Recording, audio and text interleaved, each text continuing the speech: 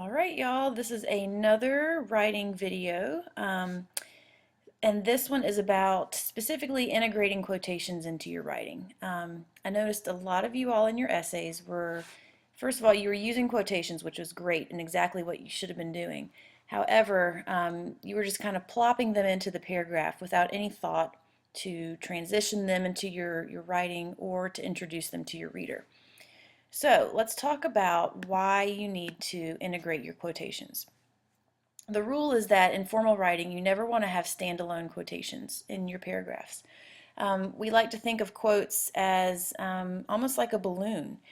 When you don't have an anchor, and the anchor would be the sentences around your quote to hold it down, it almost disconnects your quote from the overall thought in your essay. To anchor it down, you have to incorporate that quote into an already existing sentence. You just kind of have to make it work, to transition it into a sentence, okay? And I'm going to show you a few examples here to hopefully make that a little bit more apparent. So, how can you effectively integrate quotes into your sentences? There are four main options that I'm going to go over. Take notes on these. I want you to see exactly how they should look, okay? First of all, option one is to introduce a complete sentence and a colon. Introduce your quote with a complete sentence and a colon. Here's your example. You've got your complete sentence here. This part right here could stand on its own if we said it by itself. Thoreau ends with a metaphor. That's a complete thought on its own. We're introducing the quote by including a colon here. So you can say Thoreau ends with a metaphor, colon, and then your quote, time is but the stream I go a-fishing in. Notice that your quote is still technically by itself. However, the colon here introduces the thought to your reader.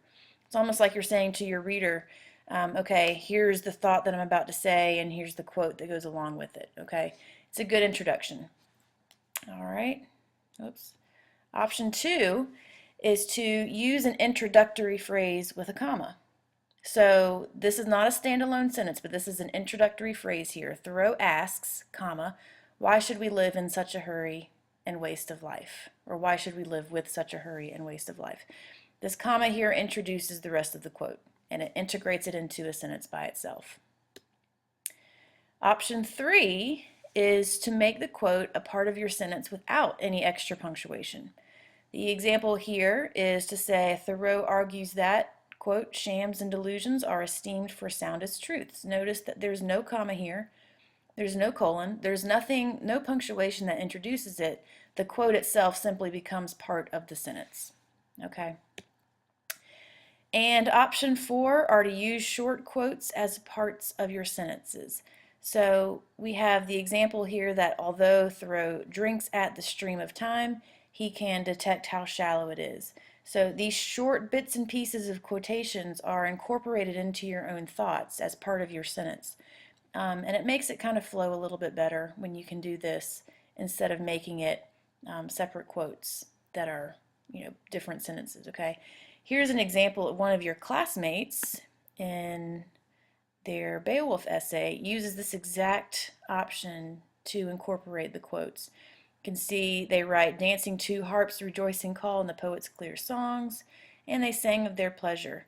And then down here it says Grendel growled in pain, impatient as the day after day the music rang loud in that hall. Notice that the quotes are not sentences by themselves. They're incorporated easily into the sentences, making it flow for the reader. And they're introduced to the reader instead of just being plopped into the middle of something. So that's a little bit about incorporating quotations. Make sure you've taken notes on these and practice with your writing to incorporate quotes a little bit more smoothly, because it's a big deal when you're a reader.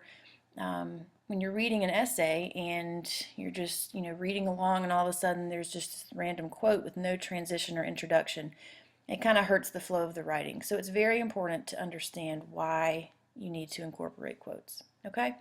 So as always, let me know if you have any questions.